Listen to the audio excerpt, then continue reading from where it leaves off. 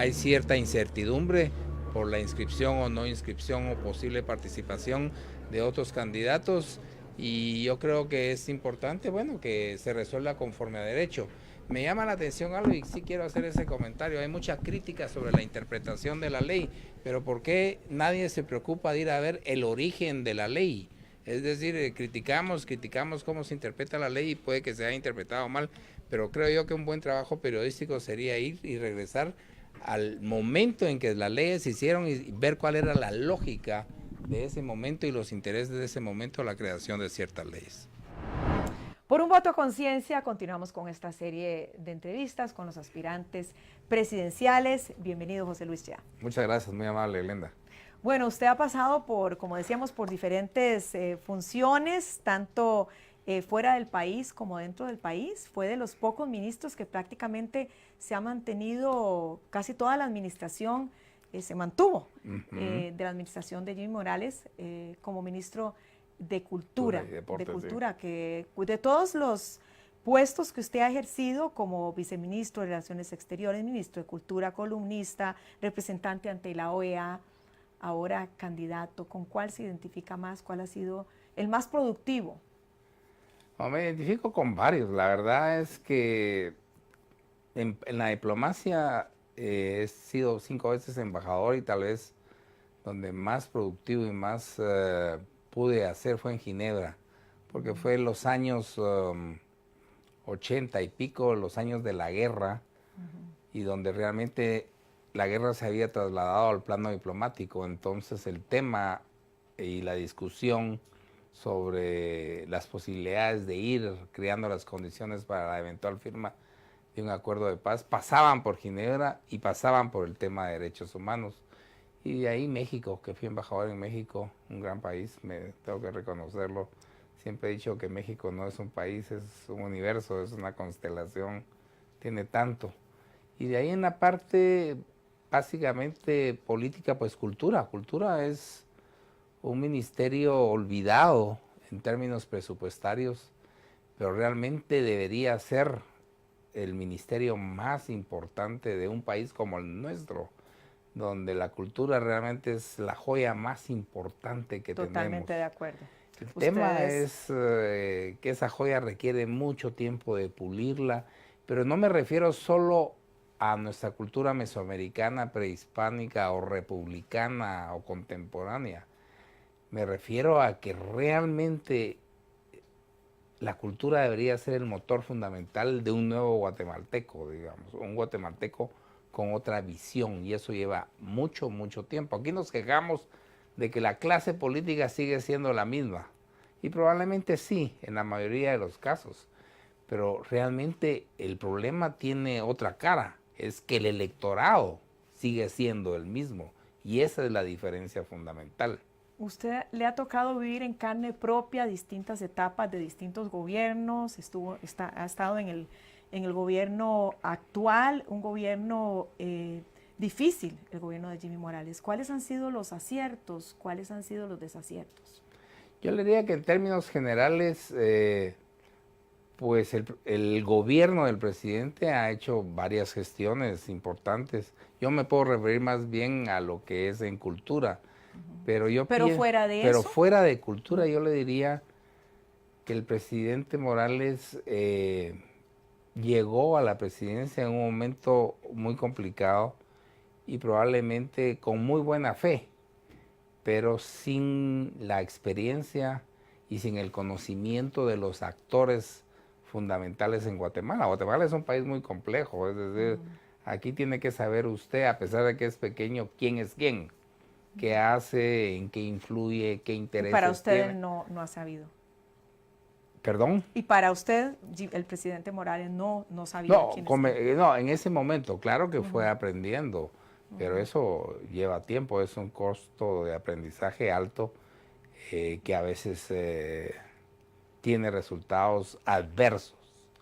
Yo le diría que desafortunadamente en algún momento estas circunstancias y la propia coyuntura convierten al presidente en prisionero de las circunstancias y le quitan un margen de maniobrabilidad. ¿No ha pensado usted que eso le pueda suceder en un eventual gobierno? ¿Qué haría usted? Depende. No pasaría porque el tema aquí pasó por dos temas fundamentales. Primero el tema de la CICIG. El tema de la CICIG que si bien era un tema que generaba o genera incluso aún cierto interés y mucho potencial, en ese momento ya comenzó a engolosinarse con temas de otra índole, digamos. El caso de los familiares del presidente, pues en mi opinión, yo soy abogado también, aunque no ejerzo, pues no ameritaba una presencia así. Y lo que pasa es que cuando usted, que este sí es un problema, no para mí, sino para cualquiera que resulte electo, cuando usted no tiene mayoría en el Congreso y no tiene un operador u operadores políticos que puedan manejar el área del Congreso, se convierte en prisionero. Bueno, eso pasa en muchísimos países, la gobernabilidad, ¿no? Está pasando en muchísimos países, ese es el principal reto, pero es una realidad. Lidiar con eso. Va a ser peor ahora. Lidiar con eso, pero aclaremos, sí me gustaría, usted estaba hablando de la CICIG, que obviamente aquí lo más importante es explicar su propuesta para los guatemaltecos, pero también queremos saber, porque he estado leyendo diferentes versiones sobre su apoyo o no apoyo a la decisión del presidente de concluir el mandato de la CICIG. Bueno, cuando él firma el acuerdo, yo ya no era ministro, yo no firmé el acuerdo. Que es ¿Pero usted hubiera estado de acuerdo o no? Yo estaba de acuerdo desde el principio. Usted sabe ¿Con qué? Con que no firmara la renovación del acuerdo. Usted sabe que en política... Con la salida. Es correcto. O sea, usted apoya la salida. En política exterior todo es forma y tiempos. Al inicio de su gobierno, el presidente tenía tal vez el capital más importante, que es la credibilidad. Entonces, uno piensa, y ya la CICIG en ese momento había pasado la fecha del 2015, el momentum del 2015, y ya se vislumbraba que más allá de sus funciones, pues estaba medio politizándose y burocratizándose, pero sobre todo ideologizándose, y estaba en un momento determinado construyendo una candidatura presidencial que al final resultó cierto. Es decir, la candidatura de la exfiscal es una candidatura creada a través de apoderarse del tema de la corrupción y ponerlo en el imaginario colectivo guatemalteco como la prioridad más importante. ¿Cree usted que tiene mucho apoyo, Tel Maldana? No. ¿Tendría mucho apoyo? Creo que ha bajado muchísimo porque no es política, a eso me refiero. Es no quiero hacer la comparación, pero es igual que Rigoberta, a quien yo aprecio mucho. Son candidaturas creadas y manejadas desde afuera, en términos económicos, en términos de imagen. Bueno, sin embargo, en encuestas, ella es una de las que va con mayor posibilidad, no, o sea, tendría bastante creo que de la última encuesta para acá ha bajado muchísimo. Es una percepción personal porque realmente el manejo de su salida, sus constantes conferencias en CNN y algunos de los datos que aporta, como la creación de una cárcel fantástica tipo Disneylandia, yo le diría que no, yo estoy seguro que ha bajado, y ha bajado precisamente porque no es política y porque los andamios que sustentan esta candidatura, por una u otra razón, correcta o no, se han ido cayendo. Bueno, ojalá estuviéramos también aquí con ella para poder hacer una conversación. No, hacer una conversación, pero cuénteme un poco, terminando también con este tema, porque de la CICIG, de los cuestionamientos de los diferentes gobiernos, y usted fue parte también como diplomático del gobierno de Otto Pérez Molina. Sí, fui comisionado para el Plan Puebla Panamá. Ajá. Por cierto, ¿qué le tocó hacer eso? Yo estuve investigando un poquito. Embajador especial para la inversión directa. ¿Eso qué es? ¿Qué es eso? En ese momento, Cancillería guatemalteca siempre ha querido tener una persona que más allá de la diplomacia pueda de alguna manera atraer inversión extranjera. Es decir, el sacar al funcionario y al embajador del trámite puramente diplomático, de sus funciones diplomáticas, y pensar que puede hacerlo en la atracción de la inversión extranjera. Desafortunadamente no funcionó. No funcionó porque si usted hacía algún contacto inicial, digamos, de ahí se perdía, ya no sabía dónde andaba y no le podía dar seguimiento. Entonces yo tenía a cargo ese tema, pero básicamente paré mucho más involucrado en el comisionado presidencial, que es una función puramente burocrática del Plan Puebla-Panamá, que era una reconstrucción de las posibilidades de inversión de México y Colombia en el área centroamericana, sobre todo en carreteras. ¿Y qué se logró? Pues nada, en ese momento nada, porque el Plan Puebla-Panamá... Bueno, qué bueno, sí, qué sinceridad, no, pues, qué sinceridad, pero entonces... no, porque es que todos los países tienen un comisionado delegado ante el Plan Puebla-Panamá, pero el tema es la inversión, es decir, porque obviamente el Plan Puebla-Panamá básicamente buscaba interconectar por la vía no solo de infraestructura vial, sino también de internet y de otras posibilidades, México y Colombia. Es decir, las grandes aportaciones de capital deberían venir en ese momento de los grandes empresarios de ambos países, porque primero era una necesidad práctica que la región estuviera interconectada. Bueno, usted en Costa Rica faltaban... Entonces considera que eso fue como un desperdicio de puesto y de tiempo y... No, me sirvió muchísimo. Dinero, de dinero no, porque era casi gratis. Casi ad honorem. Casi ad honorem. Pero ¿qué significó para usted haber sido parte del gobierno de Otto Pérez Molina y después lo que sucedió con los hechos de corrupción? Bueno, tampoco era ministro ni estaba en el gabinete, era una parte Pero me imagino que se impresionó muchísimo. Bueno, deje que lo que se impresiona es redescubrir la debilidad de la naturaleza humana y la calidad de gobierno que se puede tener. Y ese sí es una reflexión importante. En ese momento no se percibía así, pero ahora está más claro. Yo le puedo hablar aquí de mi plan de trabajo. Puede ser el mismo, eso es lo que queremos hablar, pero primero... pero quería hacerle una reflexión de este tipo. Básicamente todos los candidatos le van a hablar de lo mismo, empleo, salud, educación, seguridad, en fin. Pero yo creo que para hacer un plan de trabajo es como una empresa, es decir, a ver, ¿con qué capital cuento? Y segundo, ¿cuál es la estructura de la empresa? Y el tema, creo yo, y más importante, y lo vamos a hablar antes de su plan de trabajo, el presidente, su función fundamental es recuperar el Estado.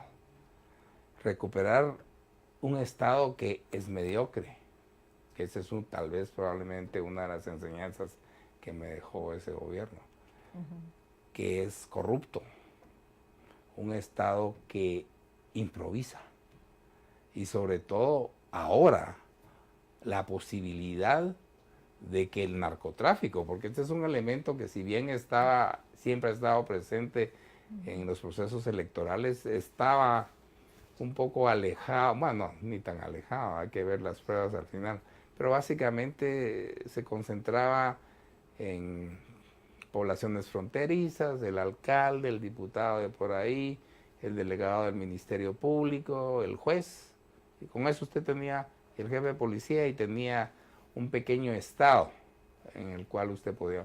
Pero ahora lo que uno ve, o escucha más bien, es terrible. Bueno, de hecho, hemos estado viendo estas acciones de la DEA últimamente, que son contundentes, por lo menos son contundentes, y le crean al electorado la gran duda.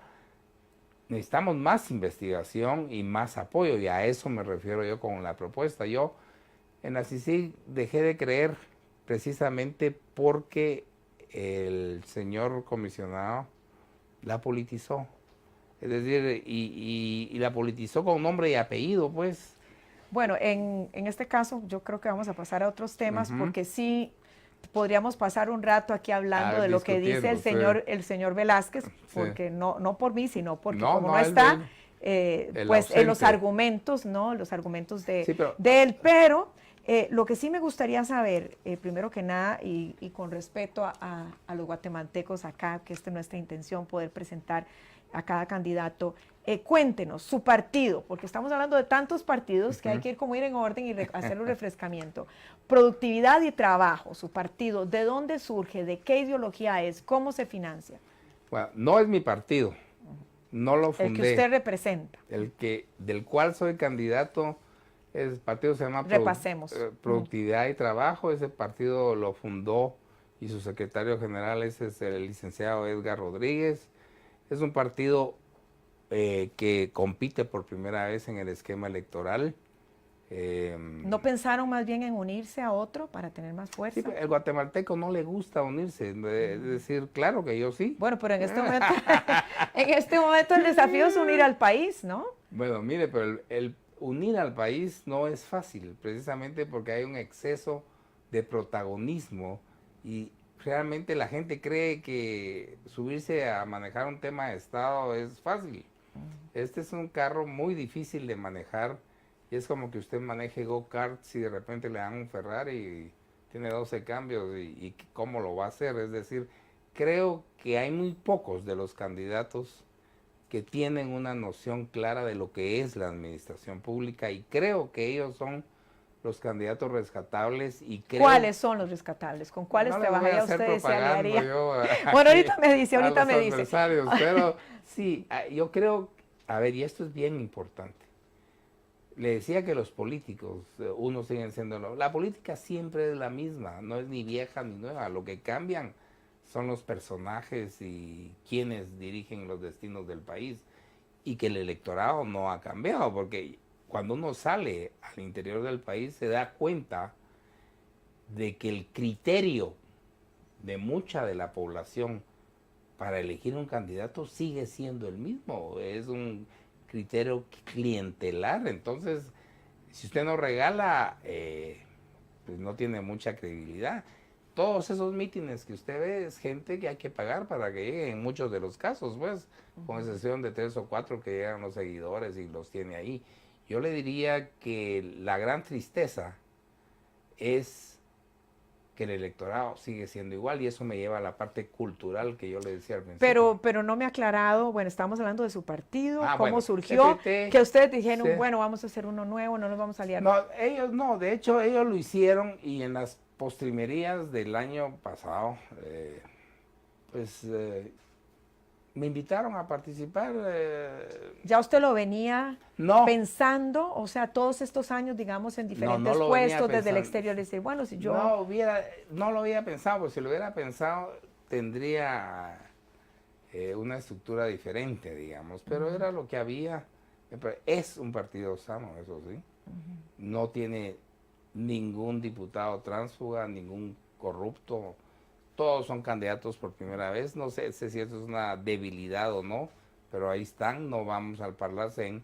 Pero su estructura nacional, si bien tiene cobertura en 15 departamentos, tiene 42 candidatos a alcalde.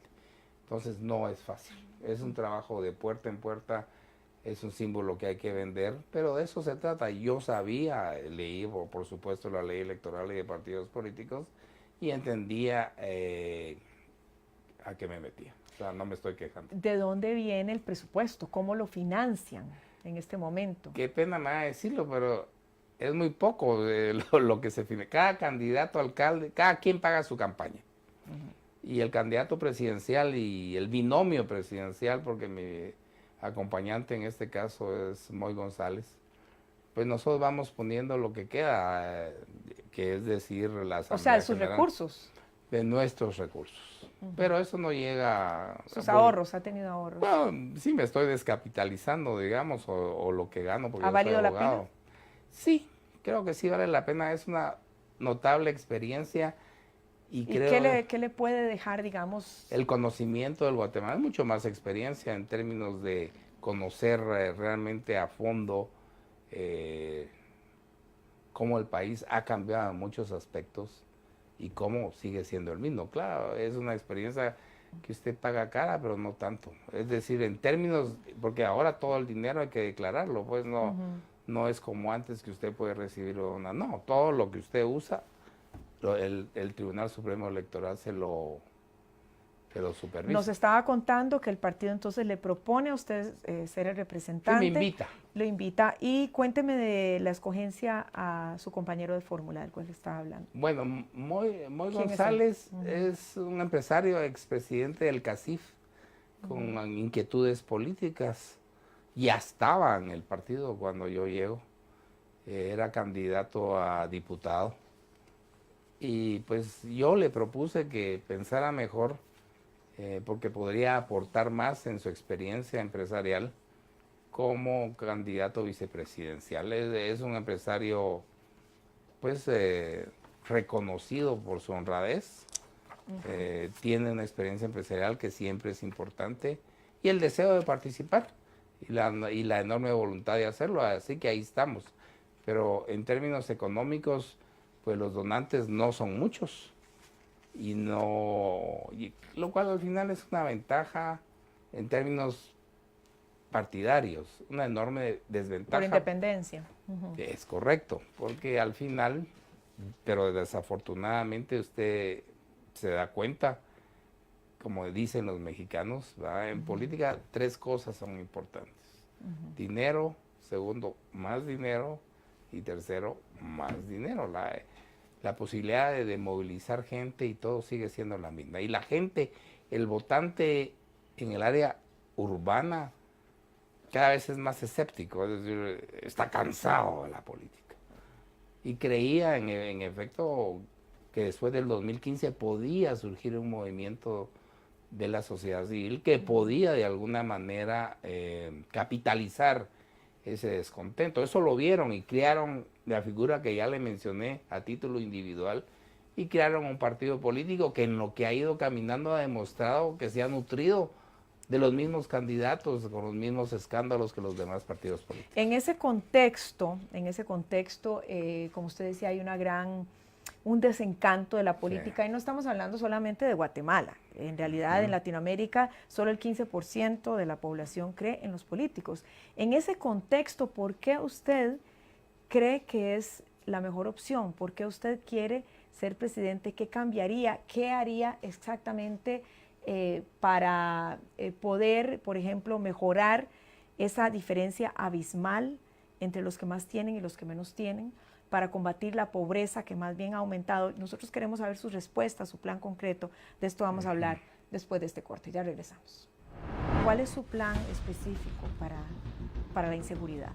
La primera, yo le voy a pedir a la Corte de Constitucionalidad, a la nueva Corte de Constitucionalidad, una opinión consultiva de la resolución que ellos hicieron en octubre del 2016 sobre la pena de muerte. A partir de su campaña Todo en Atención Médica, Siam lanza al mercado un paquete de servicios médicos integral e inclusivo para asegurados y no asegurados. Estamos muy contentos porque el día de hoy estamos haciendo el lanzamiento de nuestra campaña. Siam es todo en atención médica. ¿Y por qué nos referimos a todo en atención médica? Porque podemos ofrecerle a nuestros pacientes toda la atención desde médicos especialistas, su diagnóstico en laboratorios y a través también de imágenes, el tema de farmacia, la atención también en rehabilitación y los nuevos servicios que estamos lanzando, que es la atención de geriatría para el adulto mayor. Entonces, esto lo que hace es posicionar a Siam como la opción en atención médica primaria en Guatemala. A todas las personas que necesiten un sistema de atención privado de salud primaria y muy eficiente, los invitamos a que vengan a Siam. No necesitan tener seguro, Siam está disponible para pacientes particulares, tenemos también algunas promociones especiales, planes de salud y toda una serie de beneficios que se pueden acceder. El número telefónico para información y para agendar citas es el 2506-4141 y la página es www.siam.com.gt. Los esperamos y recuerden que si no tienen seguro, vengan a Siam. En Siam conseguimos integralidad, de certeza en el diagnóstico, prontitud y agilidad en los servicios. Conseguimos adicional a un buen diagnóstico y esa recuperación, la calidad y calidez de nuestros médicos, que son excepcionales. Están volcados realmente a que el paciente sabemos que va con necesidad de esa atención, no solo médica, sino el sentirse un poco respaldado por esa calidez humana. Estamos lanzando una campaña interesante, innovadora. Es sobre comunicarle al público de nuestro centro de atención primaria, SIAM. Y de verdad esperamos que les guste, llegarle al público en general. Queremos ser la opción del centro de atención primaria número 1 y que cualquiera que tenga una necesidad o una eventualidad, pues se acerque a nosotros. Nuestro principal objetivo y nuestra finalidad como negocio es ayudarlos a seguir adelante. SIAM, todo en atención médica. Si no tienes seguro, ven a SIAM.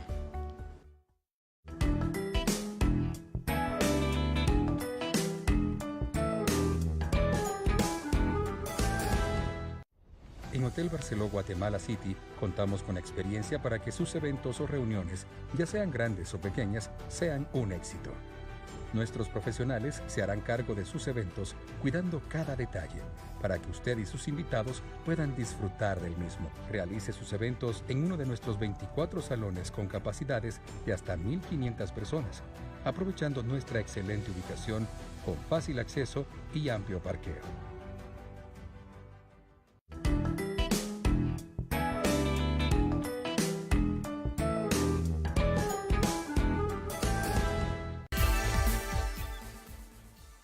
Muchas gracias por continuar con nosotros. Y un titular de un medio europeo dice: la desigualdad ahoga a Guatemala. Un nuevo informe revela las devastadoras cifras de desigualdad social existente en el país centroamericano, donde ser mujer rural e indígena se convierte en una condena. Continuamos conversando con el candidato José Luis Chea. ¿Qué hacer para cambiar esta desigualdad, para revertir esta tendencia? Revertir la tendencia, en Guatemala. Sí, de esta desigualdad, de pobreza, de miseria, no es un proceso de 4 años. Es decir, por eso me refería yo a que la inversión fundamental del político debe ser en el capital humano de guatemalteco. Es decir, si vamos a tener el mismo tipo de electores dentro de 20 años, vamos a seguir eligiendo los mismos políticos. ¿Cómo combatir la pobreza? Pues simplemente ese es un problema y una solución económica que pasa a través del empleo. Vamos a hablar de lo general y porque el tema de la mujer es importantísimo. Crear las condiciones de competitividad para que usted sea un país donde yo como inversionista extranjero voy y estoy de acuerdo. Eso no ha caminado. De hecho, la inversión extranjera bajó y ahora está en alrededor de 1.015 o 1.030 millones de dólares.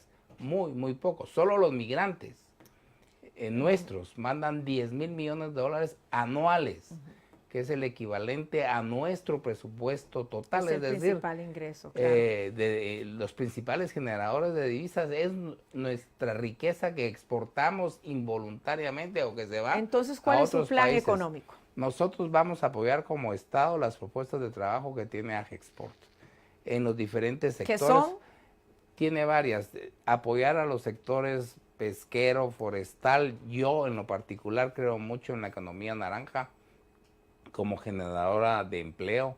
De hecho, la cultura en Guatemala, aunque no aparezca, la cuenta satélite nos arroja que por lo menos la cultura da entre 3 y 5% del Producto Interno Bruto. Es trabajo, posibilidades de trabajo, y aquí deberíamos tener un apoyo mucho más grande y mucho más sólido de los Estados Unidos de Norteamérica. Bueno, y en momentos en que se está cuestionando por parte de la administración Trump el mantener esta ayuda. Sí, es realmente ilógico. Pero ¿cómo tiene usted pensado, por ejemplo, quién lideraría su equipo económico? ¿Ya tienen conversado exactamente cuál sería el plan? Sí, mire, ¿cómo es? El equipo económico tiene que ser muy homogéneo. Estoy hablando del ministro de Finanzas, el ministro de Economía, la SAT y la Banca Central. Encontrar 4 economistas o financieros que piensan igual es muy difícil. Alguien tiene que ordenarlos. ¿Y ya tiene alguien que los ordene? Están platicados, pero obviamente como buenos guatemaltecos. ¿Tiene alguno por ahí? Sí, tengo varios. Porque, Digo, de nombre, pues. No, pero no, porque ellos dicen, bueno, primero ganá y de ahí nos avisas. Así es el guatemalteco. Pero realmente se necesita un equipo muy, muy homogéneo, muy técnico, que vea la economía como una economía del Estado, no sectorial, porque lo que ha pasado tradicionalmente es que parte del sector económico le pide, bueno, ya te ayudé en la campaña, ponerme al ministro de Economía, porque los temas de aranceles, o el ministro, no tiene que ser así. Yo creo que uno de los grandes errores que cometen los presidentes, que son electos y llegan al poder, es precisamente no tener un gabinete homogéneo. Realmente quien tuvo, en mi opinión, uno de los gabinetes más, si no certeros, pero mucho más homogéneos fue el expresidente Arzú, porque los conocía a todos. El presidente pudo gobernar porque tenía un gabinete que conocía muy bien y tenía mayoría en el Congreso. Eso no va a pasar ahora. ¿Qué le dice usted a esos jóvenes guatemaltecos que están recién graduados, que tocan puertas y no consiguen empleo? Bueno, ahí hay varias oportunidades, digamos. ¿Cuál es su plan para ellos? Digamos, a los jóvenes guatemaltecos que precisamente hacen cola en estas ferias de buscar trabajo, que salen de la universidad y no tienen ninguna posibilidad real, obviamente nosotros podemos crear e impulsar para los egresados ya de una carrera profesional, un trabajo de medio año con un salario mínimo en lo que entra. ¿Cómo lo generarían? Depende del presupuesto, por eso le digo, yo le puedo prometer lo que sea. Aquí viene la gente y le dice, mire, yo voy a crear 1 millón de empleos. Imposible. Cada empleo, crearlo, cuesta alrededor de $5,000. La brecha anual de creación de empleos en Guatemala es de $500,000. Lo que se generó en empleos nuevos, según las cifras de Agexport, es poquísimo, 25,000 empleos. Es decir, no se puede. Usted lo primero que tiene que decir es, bueno, este es nuestro presupuesto. ¿Cómo podemos hacer? Porque el Estado no genera empleo. El Estado es un gran facilitador para que el sector privado pueda generar empleo de alguna manera. Pero ¿qué sectores del sector privado le van a generar empleo? Hay unos que son muy, muy limitados. Tiene que ser un sector dentro del sector privado que estructuralmente pueda crecer a una velocidad vertiginosa y cuya necesidad de mano de obra sea mano de obra no calificada. Si no, no va a subir y va a mantener ese 70% de la gente en el empleo informal. Yo le diría que nuevamente el problema fundamental no es qué voy a hacer yo ahorita. Es decir, si usted tiene, por eso me refería a la cultura y a la educación, un programa cultural y de educación donde hay que cambiar la currícula. Es decir, si seguimos educando con el mismo pensum, con los mismos textos, vamos a sacar el mismo tipo de estudiantes que cuando salen. ¿Cómo asegurar un aumento en el presupuesto para educación? Bueno, fíjese que el gran problema del presidente electo es que llega con el presupuesto del año pasado. Ahora podría, lo primero que haría yo es revisar los planes operativos anuales de cada ministerio. A ver, señor ministro saliente, señor ministro entrante. ¿Por qué no se ha podido en este gobierno cumplir con ello? Es que le digo, si usted siempre ha manejado un go-kart y le dan un Ferrari y no sabe cómo ejecutar. Y además, la situación política cuando entró en este gobierno, el nuevo gabinete, era de mucho temor. Mucho temor porque usted firma algo y nadie lo va a defender. Es decir, usted es el jefe. Le voy a poner el caso del Ministerio de Cultura. Ahí hay unidades ejecutoras, 50 y pico, que gastan. De ahí hay cantidades para las cotizaciones, las compras directas, licitaciones, las juntas licitadoras. Y usted tiene que tener control de todo eso. Y nadie quiere firmar. O firman y, en fin, la corrupción está, y en eso sí estoy de acuerdo, impregnada en el Estado. Desde la persona que se lleva el papel toaleta a su casa, desde la enfermera que agarra una curita o una medicina. ¿Usted vio corrupción? Bueno, nosotros la combatimos. Pero como miembro de los distintos gobiernos, ¿le tocó ver casos cercanos de corrupción? No, porque los hubiera denunciado, si no hubiera ocurrido en omisión de denuncia. Pero usted oye, pero en lo que a nosotros respecta, si la combatimos. Por ejemplo, el caso Tikal, porque la gente también, usted lo sabe como periodista, cubrir cultura no es cubrir nada, pues los periodistas quieren ir a otra área, quieren ir al Congreso, pero nosotros... Hay mucha injusticia. Entonces no sabe qué están haciendo, por eso les decía, es el ministerio más importante, y nosotros, por ejemplo, solo uno de los ejemplos de combate a la corrupción fue quitarle la discrecionalidad de entrada al parque de Tikal a los empleados. Se la dimos a un banco y en el primer año los ingresos privativos de Tikal subieron 12 millones de quetzales. Eso era lo que se quedaban los vigilantes, los que suben la palanquita y todos los que operan turismo en Tikal. Pasemos a otro de los temas que más preocupa a los guatemaltecos, la inseguridad. Hay 10 veces más agentes de seguridad privada que policías. Esto también es un espejo de, digamos, de desigualdad. ¿Cuál es su plan específico para la inseguridad? No solo es de desigualdad, yo le diría que es un tema de impunidad. Y me quedé con el tema de la desigualdad de la mujer porque en efecto no hay peor cosa en Guatemala que ser mujer, vivir en el área rural y ser indígena y ser madre, digamos. Es decir, ese es realmente el escalón más bajo en términos de poder subir. ¿Cómo la vamos a subir? Pues yo creo que lo más importante en este momento, y que sí, yo sí creo en ello fervientemente, es en tema de la desnutrición. Pero nuevamente me estoy refiriendo a la creación de un guatemalteco diferente. Un guatemalteco, en esta ventana que usa el Banco Mundial. ¿Cuál es su plan para la desnutrición? Ahí está, ya está hecho. Son la ventana de los 1000 días, los 200 y piquitos días, 270 que tienen la gestación la madre, más los 730 que tienen los 2 primeros años. El problema es cómo llevarle a esa madre durante la gestación y en lo que nace el niño el agua potable y la alimentación suficiente. Entonces, para que ¿su plan es para ello? Destinar todos esos recursos más los 100 millones que acaba de dar el Banco Mundial y hacerlo a través del MIDES. El MIDES es tal vez el ministerio menos operativo en términos prácticos, es decir, es un ministerio clientelar, y en lugar de estar repartiendo láminas, puede repartir y encargarse de la logística de repartir estos alimentos con el Ministerio de Salud, porque el Ministerio de Salud también tiene un presupuesto para esto, pero lo que hace simplemente es pesar y medir. Yo lo que le digo es, si usted no alimenta a esa gente pierde facultades físicas, pierde facultades intelectuales. Está probado que se le atrofia el cerebro, está probado que su IQ disminuye. Todos están de acuerdo con eso, Sí. pero no se ha mejorado. Bueno, no me ha tocado a mí, no es mi área, hay que ponerlo. Esa es la apuesta más importante. La apuesta y la inversión más importante de un presidente es en el capital más valioso que tiene Guatemala, que somos los guatemaltecos. Es su gente. Si usted no invierte en ellos, va a ser lo mismo.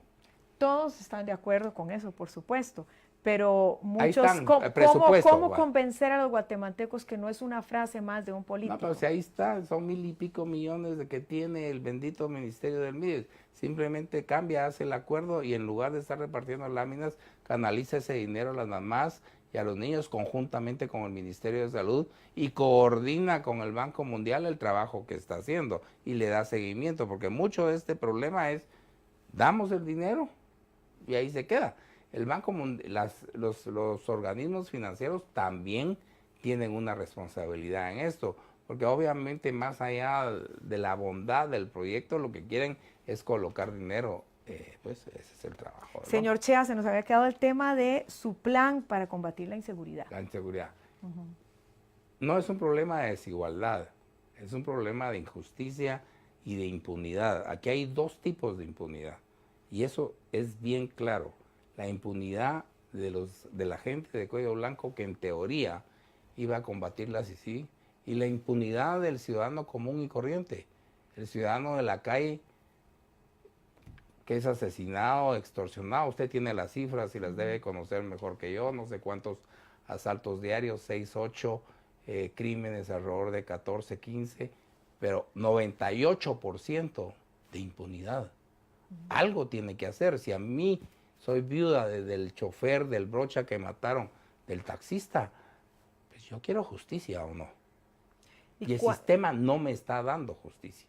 Y la Policía Nacional no me está dando justicia, el sistema carcelario, el sistema penitenciario no sirve. Entonces, hay que hacer algo. ¿Qué es algo?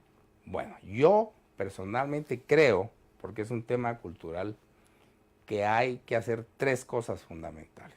¿Qué haría yo? La primera, yo le voy a pedir a la Corte de Constitucionalidad, a la nueva Corte de Constitucionalidad, una opinión consultiva de la resolución que ellos hicieron en octubre del 2016 sobre la pena de muerte, porque basaron esa opinión consultiva en la Comisión de Derechos Humanos, en el Pacto de San José, que es una yo no sé en qué momento nosotros, porque obvio, entiendo el momento y la tendencia, los derechos humanos prevalecen sobre la Constitución. Nosotros tenemos que tener, Cuba no firmó. Es decir, usted está de acuerdo con la pena de muerte. Totalmente. ¿Cómo se lo explicaría? Usted tiene 2 nietos, ¿cómo se lo explicaría? No se los explico, no tengo necesidad, porque ellos es un tema diferente.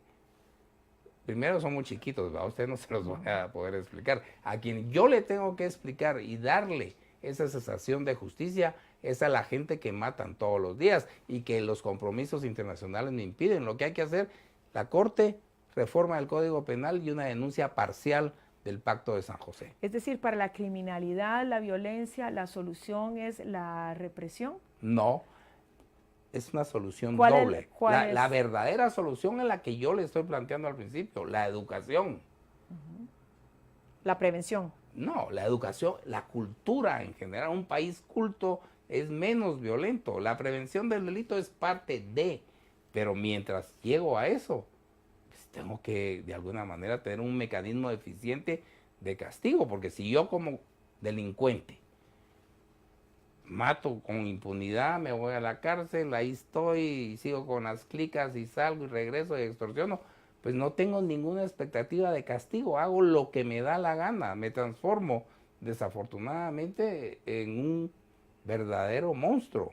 Y usted ve a la gente, yo he estado conversando con la gente de las viudas de choferes y todo, ¿quién les da justicia? No se las da el sistema. ¿Que es disuasiva la pena de muerte? Probablemente no. Ese es un debate muy grande basado en investigaciones norteamericanas y en universidades norteamericanas. Pero para mí no es importante si es disuasiva o no, no es un tema importante de igualdad o no, es un tema de justicia. Hay sociedades mucho más pobres e igualitarias, autoritarias, eso sí, como Nicaragua antes, hará unos 4 o 5 años, y Cuba, donde en esa igualdad no hay mucha violencia, pues. Cuéntenos, la recaudación de impuestos en Guatemala, uno de los más bajos de Latinoamérica, solo el 10% del Producto Interno Bruto. ¿Cómo mejorar, 13%, ¿cómo sí. mejorar la recaudación fiscal? Miren, nuevamente ahí el tema impositivo al guatemalteco y al ser humano en general no le gusta pagar impuestos. Bueno, a nadie, A ¿verdad? nadie, ¿verdad? Siempre está viendo cómo paga menos. Creo que para que usted pueda cobrar más impuestos tiene que tener confianza. Es decir, el primer año usted se tiene que ganar la confianza de la población. Bueno, sí, ejecutó bien, vamos a poder pagar. ¿Cómo recauda? Pues poniendo un buen recaudador en el sistema de la SAT, ¿no?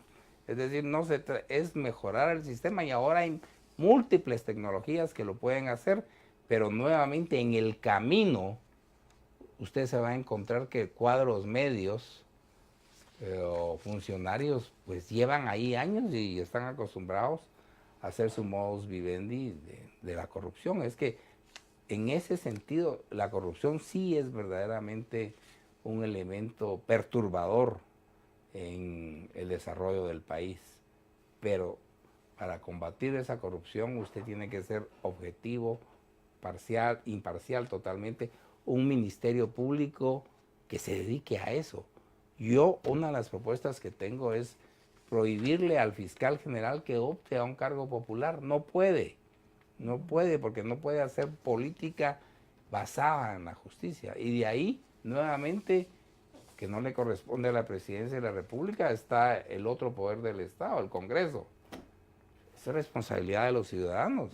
Vea usted quiénes van encabezando número 1 en la mayoría de partidos. En la mayoría, no todos. ¿Qué piensa José Luis Chea del aborto, el matrimonio igualitario? Bueno, mire, yo soy un hombre conservador, católico, creo que el aborto, pues... Pero sí creen la pena de muerte. Sí, bueno, entonces, claro, es que la oportunidad de vida ya se la dio Dios una vez, pero Dios sí, el sistema se la va a quitar. Bueno, cuéntenos si del aborto y el matrimonio igualitario, no. entonces. Sí, sencillo. No creo ni en el aborto ni en el matrimonio igualitario. Y sobre todo no creo en la posibilidad que un matrimonio del mismo sexo adopte niños. Realmente me opongo. Hay algunas inquietudes que tenemos de jóvenes, ¿no?, que han enviado. Usted hablaba anteriormente de algunas de ellas, pero ellos dicen alto a la discriminación por género, raza, etnia, orientación sexual. ¿Qué les responde? Mire, la discriminación es una realidad en Guatemala por 500 años, es decir, así es el país. ¿Pero es justa? No estoy diciendo que sea justa, es una realidad. Es como cuando yo voy a un restaurante y quiero un filet mignon y solo hay huevos.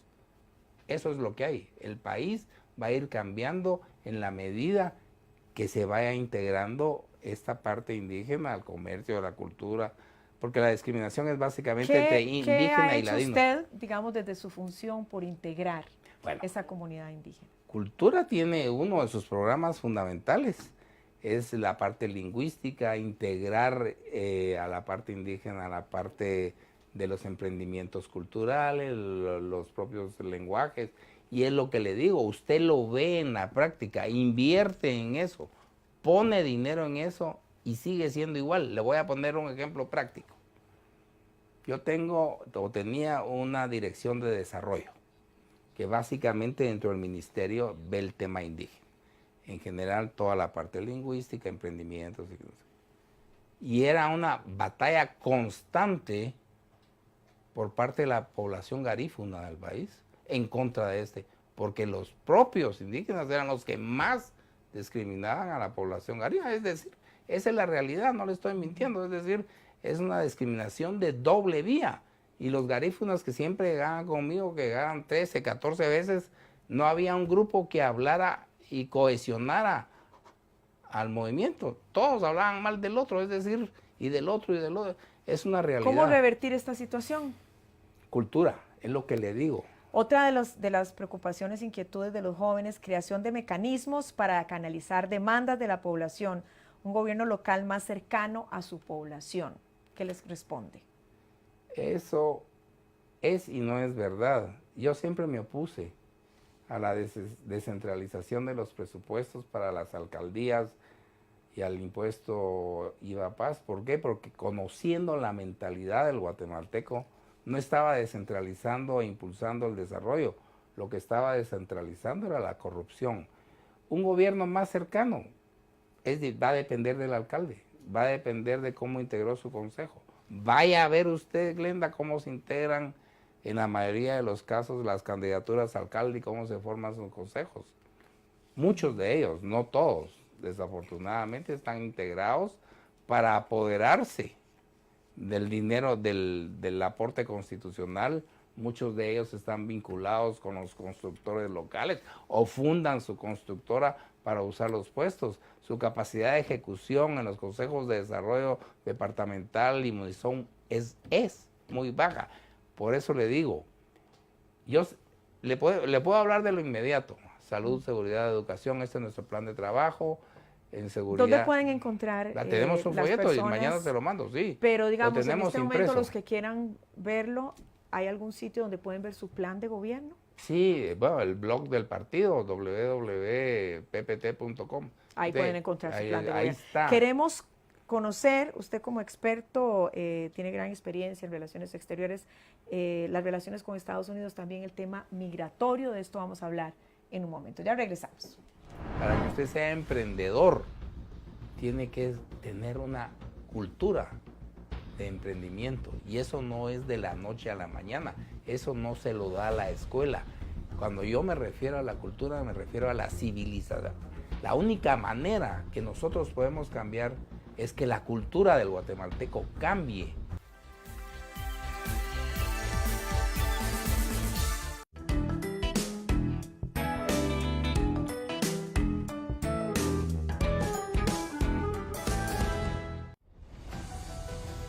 Disfrute de la amplia variedad gastronómica de Guatemala en nuestro buffet de especialidades guatemaltecas, con marimba en vivo, en un ambiente familiar.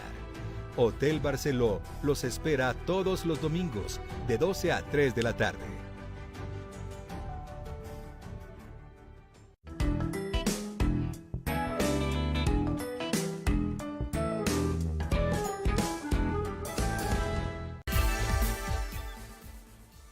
Seguimos nuestra entrevista con José Luis Chea del partido Productividad y Trabajo en esta serie de entrevistas con los candidatos presidenciales en miras a las elecciones generales del próximo 16 de junio. Y queremos saber lo que usted piensa, porque aquí hay una situación, por un lado, y como lo comentábamos anteriormente, el principal ingreso para Guatemala son las remesas. Y al mismo tiempo, bueno, cómo combatir este problema de la migración, el problema no solo de Guatemala, sino de varios países centroamericanos. ¿Cuál es su visión sobre esto? Lo primero es una vergüenza que nuestro mayor producto de exportación seamos nosotros mismos, pero es una realidad. Segundo, son 10,000 millones de dólares anuales. Imagina lo que usted podría hacer si en lugar que ese dinero fuera al consumo, parte en forma voluntaria fuera a crear un banco de migrantes, digamos. Usted tendría la enorme posibilidad de generar dinero y desarrollo para las comunidades de migrantes. Es decir, crearía... Es decir, organizar esos ingresos. Sí, sí, pero voluntariamente, pues, es decir, pero crear un banco con 3,000 millones de dólares anuales, pues ya es un capital inicial. ¿Y por qué no se ha hecho eso? Porque hay que convencer al migrante y él está mandando su dinero, pero la gente, ¿qué hace? Subirle, no hay confianza. Y subirle un piso a la casa y consumir el último celular que tiene. Es una economía y una mentalidad de consumo, no es una mentalidad porque no hay una capitalista. campaña educativa. No, es que en eso. nuevamente, para que usted sea emprendedor, tiene que tener una cultura de emprendimiento, y eso no es de la noche a la mañana, eso no se lo da a la escuela. Cuando yo me refiero a la cultura, me refiero a la civilización. La única manera que nosotros podemos cambiar es que la cultura del guatemalteco cambie, pero eso no son 4 años, son realmente una generación completa. No solo expresiones culturales, patrimonio histórico, prehispánico. Cuando yo digo cultura, me refiero a una cultura de la honestidad, una cultura de la transparencia, una cultura de la puntualidad, una cultura de pagar lo que hago, es decir, transformarnos en otra nación. Si no, vamos a seguir siendo los mismos, y en lugar que José Luis Chea esté hablando de esto aquí, en 20 años va a haber otro candidato que ha pensado en eso y que no lo puede hacer, porque parte de esa cultura está en el electorado, es lo que le digo yo. Si usted acepta... Pero el electorado necesita un motor, necesita una motivación, necesita tener una credibilidad y una confianza. No, desafortunadamente el electorado lo que quiere es un sueño, una esperanza, y cree que con una lámina ya tiene trabajo. Es mentira. Si yo tengo un niño educado que fue a la escuela, que tiene una currícula diferente, voy a tener un ciudadano crítico que no va a tener que ir a los mítines acarreados para tomar una decisión política, porque ya va a saber leer y escribir y entender quién es el mejor candidato y qué le sirve mejor al país. Pues no lo tenemos.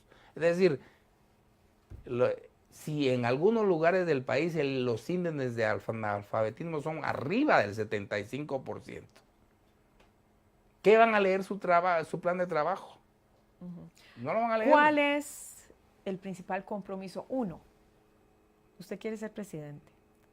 ¿Cuál es su principal compromiso? Un compromiso. Rescatar al Estado de la mediocridad, realmente, porque eso sí lo he vivido. ¿Cómo hacer para que eso no se pierda como palabras al viento? O sea, ¿qué significa y cuáles exactamente los pasos que haría? Es la elección de los mejores hombres y mujeres para que gobiernen el país a nivel de los ministerios, viceministerios, directores generales, porque suena muy fácil ganar la elección, pero ¿quién se encarga de manejar el Estado? Cuando es un partido, mira vos, nombrame director, fíjate que mi hija y mi hermano y mi tío, esa gente no tiene ninguna experiencia en administrar el país o el Estado o el gobierno. Mi compromiso es poner, mi familia no se dedica al Estado, soy el único que le gusta. ¿Y estaban de acuerdo con su candidatura, su familia? No les pregunté, pero sí me apoyan, pero me apoyan con espíritu crítico, es decir, entender. En este momento están viendo y lo van a regañar. Pero creo que el primer compromiso es rescatar al Estado. Yo no le voy a hablar porque eso está abajo, rescátelo. Y ahora lo tiene que rescatar de tal vez el peor peligro. Ya le dije mediocridad, ya le dije que se va a improvisar. no tienen la formación ni la experiencia en la administración pública, rescatarlo de la corrupción, pero ahora realmente me preocupa, hay que rescatarlo del narcotráfico. Realmente el periodismo guatemalteco podría hacer una gran investigación en cuántos candidatos. ¿Usted tiene información? Pues yo tengo mi análisis personal, pero yo no me Pero voy a compare dedicar- un poquito. Es terrible, es terrible. ¿Cómo qué? Bueno, viendo quiénes van en los listados, es pavoroso. ¿Pero tiene alguna información que nos pueda compartir? No, es simplemente una sospecha, pero lo que uno oye y lo que uno ve. ¿Qué ve? La capacidad de gente que pueden movilizar, digamos. ¿Cuánto cree usted que vale un meeting donde lleve 3,000 personas? Y si el partido es pobre, no lo tiene. O puede ser que sea un enorme líder, que hay también. Por ejemplo, hay una persona ahí que mueve gente y se ve que llega porque cree en esta persona. Pero donde usted ve esa enorme cantidad de movilización de gente y comienza a preguntar ¿y quién es? ¿Y quién es? ¿Y quién es? De repente que todo esto está no vinculado al narcotráfico, íntimamente vinculada al narcotráfico. Y ese es tal vez el mayor peligro que tenemos ahora los guatemaltecos, más allá de la corrupción, que Guatemala se convierta de verdad en lo que no ha sido, pero que podría ser un narcoestado, si la gente no elige bien. ¿Con quién se aliaría?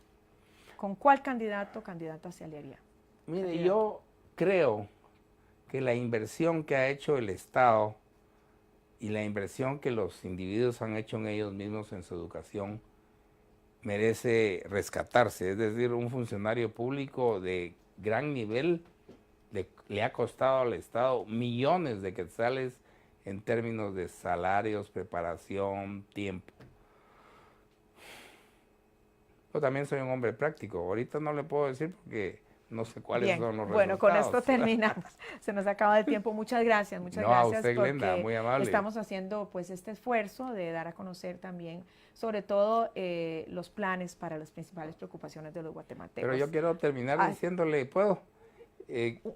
Tengo un minuto. Bueno. Poquitito. Sí, A ver. Creo que es importante que los guatemaltecos entiendan que más importante que el plan de trabajo es quién puede hacer realidad ese plan de trabajo más allá de la demagogia. ¿Y qué ofrezco yo? Pues, trayectoria, experiencia, madurez y capacidad. Punto. Bueno, le dimos ejemplo. el minuto de campaña aquí. Bueno, muchas gracias, José Luis Chea Urriola, Partido Productividad de Trabajo. Muchas gracias, muy gentil. Quien es, pues, en nuestra entrevista de hoy. También queremos agradecerles a todos ustedes que nos envían sus mensajes, que están participando con sus comentarios, con sus opiniones en nuestras redes sociales, que lo sigan haciendo, por supuesto, de forma respetuosa. Soy Glenda Umaña, muchas gracias por haber estado con nosotros. Nos vemos el próximo domingo. Estamos viendo un hoy ex candidato. ¿Cómo evitar esto? Con dos aspectos. Primero, el quinto ministerio del Ministerio de Gobernación, el quinto viceministerio, debe tener programas de prevención del delito para que los jóvenes de las fronteras o lugares del oriente sepan que el narcotráfico y el lavado de dinero los va a llevar no a la prosperidad, sino a la cárcel. Tenemos que ser duros en ese sentido. Entonces es prevención. La gente se dedica... ¿Con autoridad? Con autoridad. O sea, la gente se dedica al narcotráfico y al lavado de dinero. Le dicen a un joven o a otro joven, mira, fíjate que, ¿por qué no me ayudas? Si me acompañas, solo tengo que entregar este polvito blanco, y ahí en determinado momento se va haciendo esa persona narcotraficante, deja la escuela, deja la universidad, y usted encuentra después que gente ya no estudia.